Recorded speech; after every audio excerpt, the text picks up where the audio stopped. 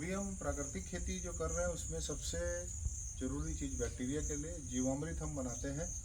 तो जीवामृत में आवश्यक सामग्री बता देता हूँ मैं। 200 लीटर का हमारा प्लास्टिक ड्रम है और इसमें पानी भर दिए 200 लीटर। इसमें जो आवश्यक सामग्री है 10 किलो गोबर और 10 लीटर देसी गाय का गौमूत्र और 1 किलो गुड़ और 1 किलो बेसन।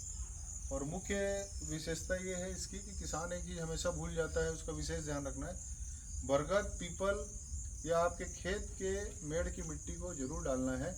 उसका कारण ये है कि गोबर में जितना बैक्टीरिया होता है, लेकिन आपके ज़मीन में भी जो बैक्टीरिया है वो बैक्टीरिया आता है तो गुणात्मक रूप से बैक्टीरिया ग्रोथ करता है।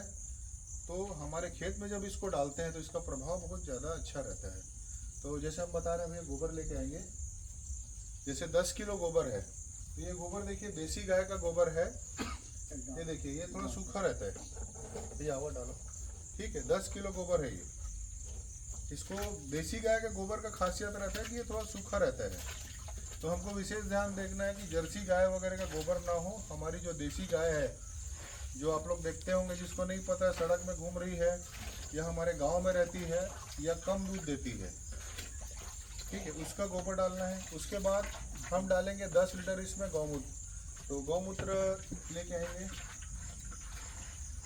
गौमूत्र में भी आप अपने घर से कलेक्ट करेंगे तो बहुत अच्छा है। यदि नहीं मिल रहे हैं तो आसपास कहीं गौशाला होगी, वहाँ से आप, हाँ 15 लीटर भैया। ये हम डाल रहे हैं देसी गाय का गौमूत्र। ये देखिए इसमें हम डालेंगे 10 लीटर। 10 किलो हमने गोबर डाला है और ये थोड़ा सा हाँ भैया थोड़ा सा ये देखिए हम डाल रहे हैं। इसमें अभी हम डाल रहे हैं 10 लीटर गौमूत्र। अब इसके बाद अभी ये देखिए ये गुड़ है और गुड़ में हमको ये ध्यान रखना है, यदि अच्छा गुड़ की जगह हमको कहीं सड़ा गला मिले, लिक्विड हो गया है, गल गया है, वो सबसे ज़्यादा अच्छा रहता है। इसमें आप गुड़ इसमें डालेंगे सभी, ये देखिए इसको गुड़ है। इसको गुड़ को हम 2 पद्धति में डालते हैं। इसको सीधा डाल दीजिए या इसको पानी में घोल के डालिए। तो इसमें जब गौमूत्र गोबर मिल जाता है तो गुड़ की घुलने की जो रहती है वो बहुत जल्दी, गुड़ इसमें हो गया नहीं तो गुड़ इसमें जल्दी से जल्दी खुल जाता है। ये देखेंगे अब इसके बाद हम डालेंगे इसमें बेसन।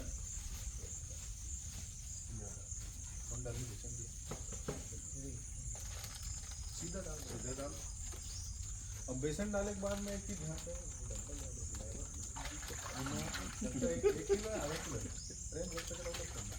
ये देखिए इसमें हमने नापा है, ये लगभग आधा किलो बेसन है तो हमने एक किलो डालेंगे। 1 किलो हो, हाँ।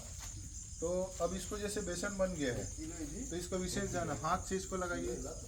हाँ, इसको पूरा हाथ से लगाइए। आ जाइए सामने, ठीक है। डालना है क्या? नहीं हो गया, 1 किलो हो गया और ये मिट्टी हुई थी। हाँ, इसके बाद इसको आप पहले कर लीजिए और जब हम इसको बेसन को गोली पड़ जाती है तो ऐसा हाथ से कर देंगे तो गोली निकल जाएगा। बेसन डालने का और गुड़ डालने का जो मेन हमारा उद्देश्य है कि जो अंदर बैक्टीरिया गया है वो उसको बढ़ाना है। तो गुड़ और बेसन खा के बैक्टीरिया जो होता है बहुत तेज़ी से अपनी संख्या को बढ़ाता है। तो ये देखिए हमने इसमें डाल दिया है। अब हम डालेंगे इसमें, ये देखिए ये बरगद पीपल के पेड़ के नीचे की मिट्टी है, इस तरह की मिट्टी रहती है। इसको सिर्फ हमको 1 मुट्ठी डालना है। डालिए भैया एकदम, ये देखिए भैया दिखाइए उधर 1 मुट्ठी। ये देखिए इतना हमने मिट्टी को डाल दिया है। अब ये मिट्टी को हमने डाल दिया है। अब जैसे आज हमारा 5 तारीख है तो इसको बनने में 3 से 4 दिन लगता है। इसको हमको कैसे पहचानना है? तो जब भी हम इसको बनाएंगे हमको एक विशेष ध्यान देना है कि दिन में हम इसको एक बार ऐसा हिलाएंगे। हिलाइए एक दिशा में, दिन में 2 बार घुमाइए भैया। और थोड़ी देर बाद आप देखेंगे इसमें कि इसमें बुलबुला आना चालू हो गया है। तो मतलब इसका फर्मेंटेशन का प्रोसेस चालू हो गया, बैक्टीरिया ने अपना जो उसके लिए खाना आपने डाला है उसने खाना चालू कर दिया है। तो ये झाग आएगा, बुलबुला उठेगा, सीधा सीधा ही बस हटा लीजिए। अब ये 3 से निकाल लीजिए बाहर इसको। 3 से 4 दिन में जब इसका बुलबुला शांत हो जाएगा तो इसको तुरंत इसमें 5 गुना पानी मिला के हमको खेत में छिड़क देना है। ठीक है, ड्रिप के माध्यम से भी डाल सकते हैं, लेकिन इसमें छानना पड़ता है। तो हम क्या करते हैं, इसमें बाल्टी मग्घा लेके पानी मिला के इसको खेत में छिड़क देते हैं। ये आसान है और बहुत प्रभावी। थोड़ा सा पास ला के दिखाइएगा। ये देखिए हमारा ये जीवामृत पूरी तरह तैयार हो गया है। ये 5 गुना करना जरूरी है। पानी मिला के ही डालेंगे तो अच्छा प्रभाव है, और यदि खान कहीं वाले में डाल ऐसी डाल तो डायरेक्ट डाल सकते हैं उसमें। उसमें तो पानी है ही। हाँ, तो अब क्या करेंगे, हमको इसको एक सावधानी रखना है कि इसको हमको छाया में बनाना है। सबसे पहले ध्यान रखिए, शेड के नीचे। और जो बारदाना फट्टी आती, बोरा फट्टी जो धान होता है, उससे हमको ढक देना है। इसमें गर्मी नहीं आएगा, गर्मी आएगा तो बैक्टीरिया मर जाएगा, इसका प्रभाव कम होगा। इसको हम ढक के रख देते हैं और इसको दिन में 2 बार कोई भी दिशा में एक दिशा तय कर लीजिए, उसमें आप घुमा के रख दीजिए।